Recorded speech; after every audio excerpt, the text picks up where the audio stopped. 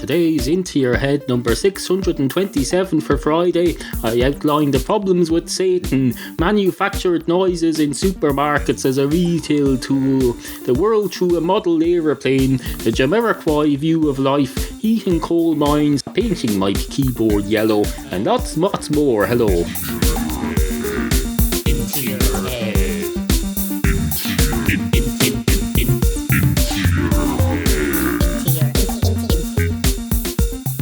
A lot to get on with today. Items that need to be attended to, issues that need to be addressed, topics.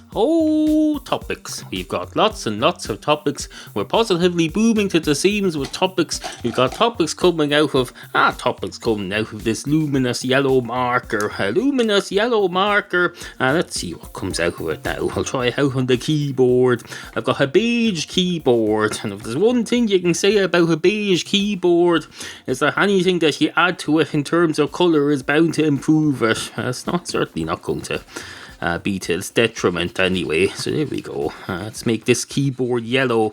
Let's paint the town red and the keyboard bright luminous yellow. It's not that bright now that I think about it. Maybe it's the lighting or something.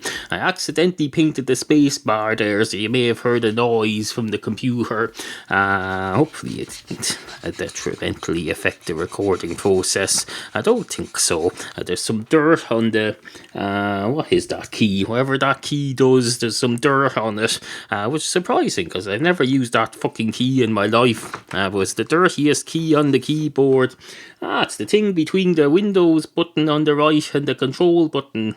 There's a thing between, I don't know what it does. It's probably just there as a placeholder. The whole place is, that's so weird. That's the thing about design now these days. Everyone's on about placeholders, holding places. I've got most of the bottom frame of the keyboard coloured in now. I might stop in a moment, as I think we're also running out of ink. Here we go. It's nice to finally get some use out of that marker. Should I take a photo? Maybe I will. I might and I might not. At some point, take a photograph of this keyboard, or I might just clean it off and pretend this never happened. I think that might make more sense. I'm trying to run a professional setup here. I'm not even drunk, for Christ's sake, and I'm here colouring in my keyboard. What purpose does that serve? What purpose does that serve? Does it serve the purpose of, I don't know, demonstrating my freedom of choice, Wrangler jeans, freedom to paint the keyboard yellow and the town red, freedom to do as I please, do as you do unto others, but also do as you please, as long as it doesn't affect others, not in a negative way. What I hear you say if they don't want you to do things that affect them in a positive way? I would argue then that you've got a reasonable excuse and that you're doing something positive for them. The fact that they look negatively upon that means they're detrimental. They're being detrimental towards the positive spirit in this world. If you get my drift. I don't get my drift. There's a bar called the Drifter. It's a bit like a Twix, except it tastes like crap. It's basically two long parallel oblong bars crammed into a confectionery wrapper, just like the same way a Twix is, except the thing about the Twix is that you can eat it. You can put it in your mouth and eat it without wanting to immediately climb into a sewer and puke it out and eat the stuff that's in the sewer instead to get rid of the taste. Unfortunately, the same cannot be said of a Drifter, although now that you mention it, maybe I do like Drifters. I can't remember. I think I have a very much on-off relationship with the Drifter bar. For one thing, I'm not exposed to it very often, but for another thing, I think sometimes I like it and sometimes I don't, or maybe I'm getting it mixed up with something else.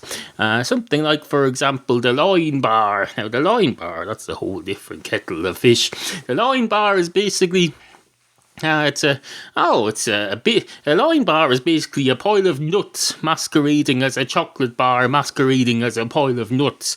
It's the same old crap you find in anything else. It's just basically a Rice Krispie bun with 8 gallons of chocolate around it and crammed into a confectionery sleeve just like any other bar, so it's nothing special. The only thing special about it is the cat on the wrapper. A wild cat, wild as be damned. They should probably start selling sound effects on these packaging. They do all this crap in supermarkets to pump out the smell of fresh bread artificially into the baking section. I see no reason why they can't have chocolate bars making noises.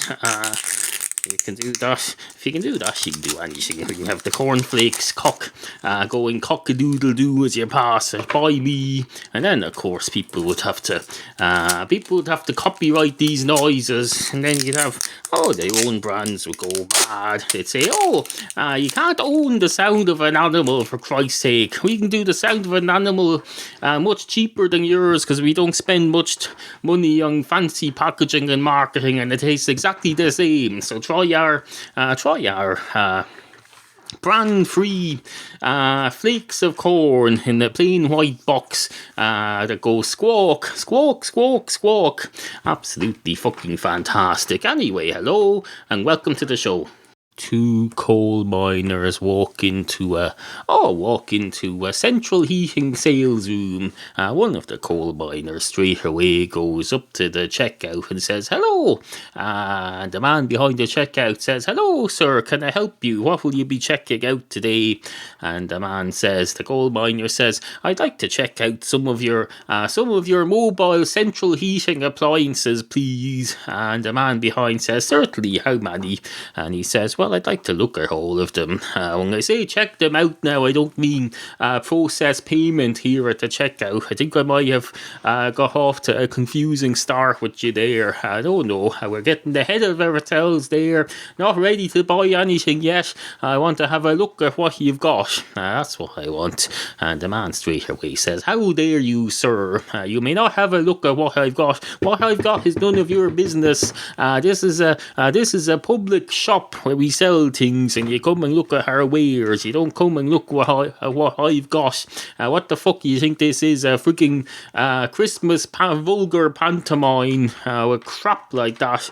And the coal miner says, "I'll have you know, I was while you were still in nappies, I was down under the ground where all the shit from your nappies gets dumped eventually. I was plucking out bits of coal from the shit so that your hospital could be heated, so that you could be kept on ventilation and kept alive until you were ready to go off about your business as a toddler. So have a bit of respect." And the man behind the counter, who by now isn't behind the counter anymore, he's moved out because he's realised he has to make amends now. There's no time to be wasted. He's fucked up this encounter now, and if he's going to make his sales target by the end of the month, he'd better get his trousers on and get going here. And he leads the coal miner down towards the area where the heaters are. He says, "Sorry about that, sir. It appears we got off to a bad start due to a misunderstanding on your part, for which I take no, you know what I mean. Let's just let bygones be bygones. Bygones. Let's wave at the bygones over there now as a symbolic thing. Normal people, of course, would just shake hands to get this out of the way. But no, I have a feeling you won't want to shake my hand. And since you're down handling shit, apparently wrapped with coal wrapped in it, I'm not sure I want to shake your hand either. No offence. So instead of a traditional handshake, we'll just wave. We wave over there at the bygones. We'll say, bye bye, bygones. Let yourself out. Don't let the big bed bugs bite." So they both stand there waving towards a corner near the door, saying, "Bye bye, bygones." And eventually, one of them decides maybe they're gone by now and we can move on. So they find themselves wandering over to the part of the showroom that has the electric heaters. I think it was electric heaters. And the sales fella says, "Now, sir, here are some electric heaters. You'll find they're all designed to create heat from a fuel source known as electricity. And they're there to, basically, they create heat and channel it out into your room. Now, have you any particular use in mind for this heater that you're thinking of getting? And a coal miner says, yes, please. I'd like it to heat up the tunnels where I work. It's very cold down there, and since I'm wasting my life away, half killing myself, creating fuel sources for the world, I don't think it's too much to ask. I have a bit of heat in my workplace. I believe it's one of my rights as a union worker anyway. So what you want is an electric underground heater, sir. Okay, I think that might be more of a speciality thing and not something you find in the home showroom, to be perfectly honest. And if I were you, I'd go off to your bosses and get them to talk to their suppliers. This is more of a conventional heating appliance showroom, but thank you very much for visiting. Can I interest you what could I interest you in? Can I interest you in being sold something else while you're here, just so it doesn't feel like your whole day was a waste of time? And the coal miner says, I suppose you can. Yes, you probably can. I'm interested in, I wouldn't mind a line bar, now that you mention it. I have a line bar, do you sell those? And the man says, as a matter of fact, we do. I'm not completely sure why, but you'll find that over at the checkout where we started this encounter, we have a little confectionery stand. We also sell plastic daffodils for some reason. I don't really understand the retail business anymore myself, for apparently it's considered someone's decided it's a good idea, so they do that. And then your man says, okay, and he sells him a line bar, 2 line bars as it happens, and then they part ways, never to meet each other again, and that's pretty much it. That's the end of our two. Oh, I forgot there was a second coal miner with him. Well, he just stood around waiting for the other fella to do all the talking, so he goes off with him as well. I'm sure you've probably figured that much out for yourself. You're not thick. You're not as thick as a fucking thick as 2 short planks or 2 long. If you got 2 short planks and said, I'm going to rotate these so the thickness will be considered the length and the length will be considered the thickness. Well, then where would your thick as 2 short planks phrase be? I'll tell you, it would be meaningless. As meaningless as a pile of hay sellotape to a keyboard like this. I don't have any hay here.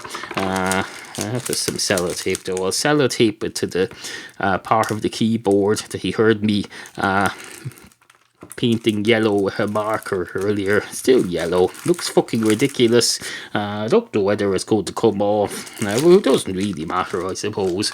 Anyway, on with the show. Hello, this is J. Edgar Case here. Whenever I am listening to fine podcasts, I tune into your head program because it's very clean. Do you like batteries? You probably do. Do you like them having them shipped free to your house anytime? If you buy them anytime between now and the end of the month of October, if you buy enough batteries, they'll just ship them to your house for free shipping. Well, if you want any kind of battery under the sun, go to intoyourhead.com, go down the right hand side of the page and you'll see my ad for batteries, free shipping code link, all the details there. You just make a purchase of a minimum amount, any kind of batteries for your aeroplane, batteries for your bomb, batteries for your iPhone, I presume, all sorts of batteries. If it's got battery written on it, then you can find it at all-battery.com or wherever it is. Just go to intoyourhead.com and have a look there. If you buy before the 31st of October 2012, you get free shipping. A big fucking heavy battery that weighs a ton, and they'll ship it free to you. Not only that, every time you buy anything through my link, I get a cut of the action. Doesn't cost you anything extra, but it helps the show, as does doing all your Amazon shopping through my Amazon links. Just go to intoyourhead.com, especially now when you're doing your Christmas shopping. Go to intoyourhead.com and click through my Amazon links. There's one for America, one for the UK, and one for Canada, and I get a major your cut of the action every time you shop through them. Doesn't cost you a single fucking cent, but you automatically become a patron of the podcastual art, which makes you, in my eyes, a hero. A hero. You should go down in history as one of the salvators of this culture, because someone has to keep this culture going. We can't be all just saying stuff and not recording it and putting it on the internet for prosperity. As you go about your day now, there's people all around you. Sounds like just a big mumble of a crowd, but they're all each saying things. And if we all had the resources, we could record where every single one of those people was saying and put her up on the internet for prosperity. But we don't. So you have to pick one or two persons and pick out what they say and record all that. And I'm doing all that here. I'm recording everything I say that's worth saying. And all you have to do is use my shopping links, thereby resulting in helping me to finance it continually on a 3 shows a week basis, except with the occasional week off like Jon Stewart and Stephen Colbert. I think that's a good deal. Anyway, intoyourhead.com, on with the show. Now, I know what you're thinking there. You're thinking monkey nuts. That's what they call them. They call them big steaming dolloping piles of monkey nuts. And that's probably what he's going to say next. I know this show, like clockwork, is pretty much the same format every time. He does a bit where he says, you join me at a tremendously exciting moment. Then he does a 2 cats walk into a bar or some variant thereof. Then he does an ad. And then he does monkey nuts. That's what they call them. They call them big steaming dolloping piles of monkey nuts. Or sometimes he does I know what you're thinking there. You're thinking, etc. Well, you're wrong about all that. I'm not doing any of those at the moment. I've completely thrown you for a loop. I've basically thrown you out the window, not in a violent way. Don't worry, there's a trampoline outside. Although now that you mention it, there was a report in the news the other day that some medical council is pleading with people not to give trampolines to children because of the huge amount of accidents that apparently occur to children using trampolines.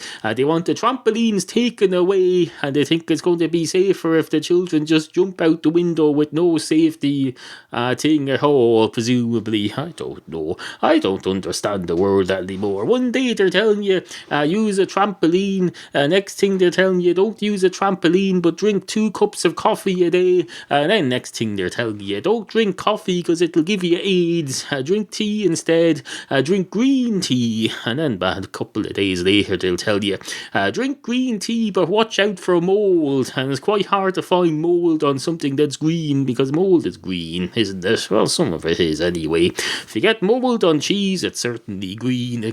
That's why they call it green mold. It's because of its colour. If everything was as simple as that, I can tell you, you wouldn't need all these people with PhDs learning everything. We could just colour code everything. We could say, there's some green stuff called grass. We'll call that green grass, so people will know.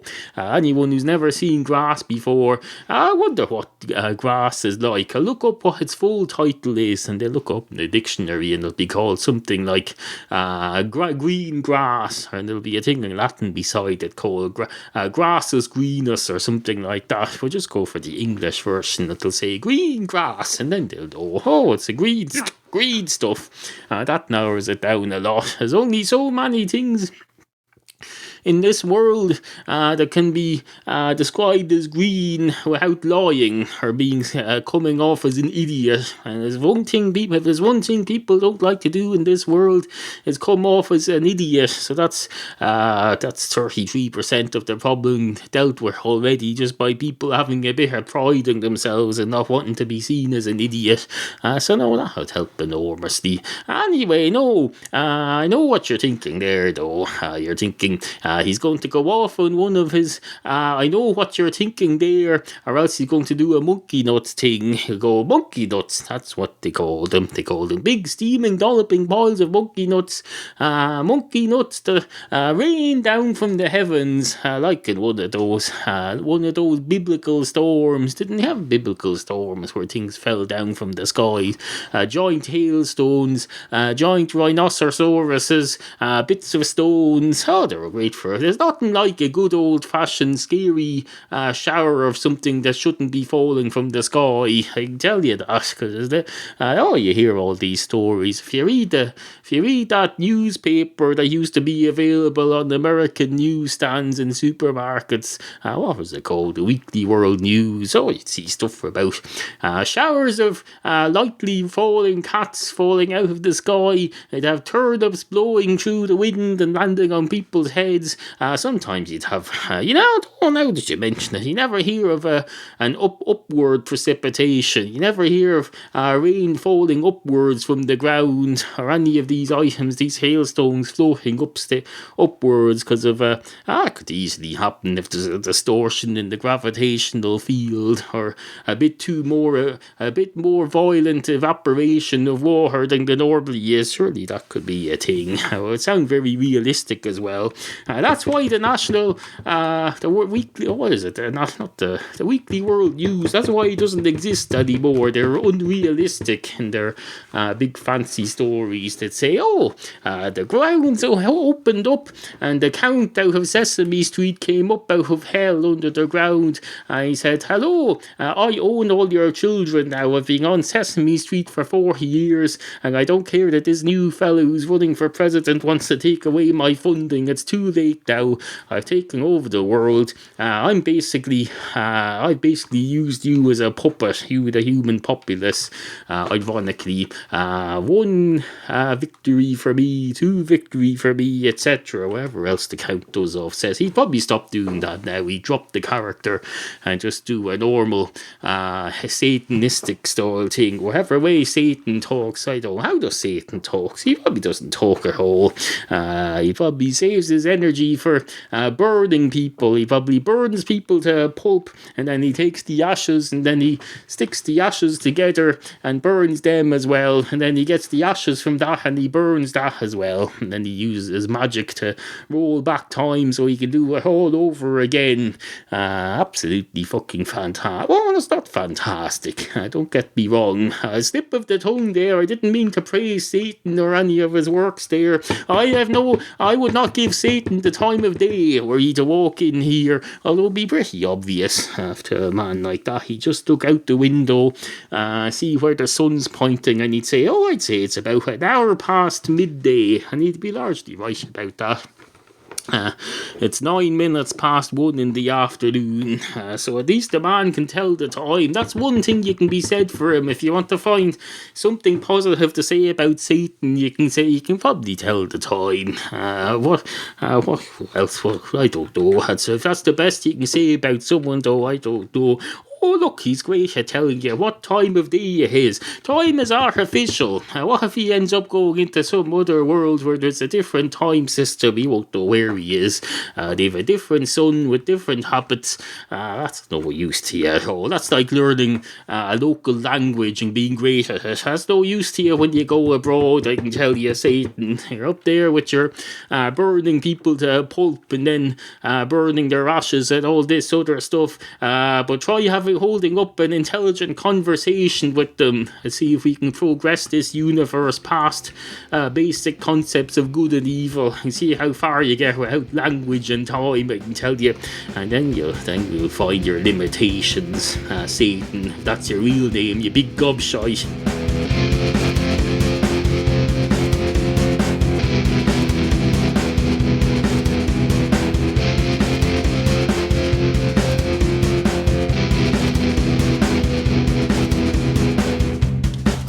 Aeroplane. That's what you need. In today's day and age, all you need really as you go about your day Is your pet cat a place to live, a roof over your head, and a model aeroplane? That's what you need. If you have a model aeroplane, you have everything. Put a model aeroplane in the middle of your dining room table, and everything else will come. You just sit there. People will come along and say, "Oh, is that a model aeroplane?" And you'll say, "Yes, it is. I didn't really have room for my real one here, so I just got a model one. It's a pretend aeroplane. It requires the observer to have a bit of an imagination. You have to pretend it's an aeroplane. In fact, there's nothing there at all. The table is completely empty. This is how you test people, though. If you want to test whether you want them into your lives, bring them up to your empty table and say, 'Look at my pretend aeroplane there. What do you think of it?' And if they say, 'What pretend aeroplane? I don't see any pretend aeroplane,' you say, 'Oh, do you see a real one?' And they'll say, 'No.' And you say, 'Well then, there's the pretend aeroplane. If you don't have that much of an imagination, then I'm not sure you're the type of person I want in my dining room having a discussion about something that I can see very plainly there in my mind's eye is a model aeroplane. Because how the fuck are you going to have a real aeroplane on the table?' Unless, of course, Table Mountain in Cape Town. But there's no airport on Table Mountain in Cape Town. And while it might look fantastic having a plane land on Table Mountain in Cape Town, there's a good chance that if it did, it would be a crash landing. It'd be quite hard to get a plane down from there as well. So no, let's not have any real planes on tables. Let's have imaginary planes. And there's nothing more imaginary of a plane than a plane that isn't there.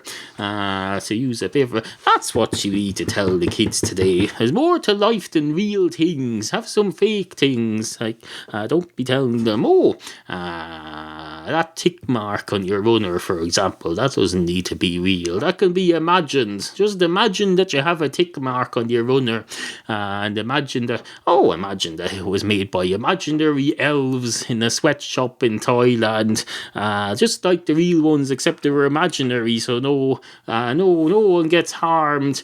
Same with the iPhones. All those people jumping off that building allegedly in that place where they make the iPhones.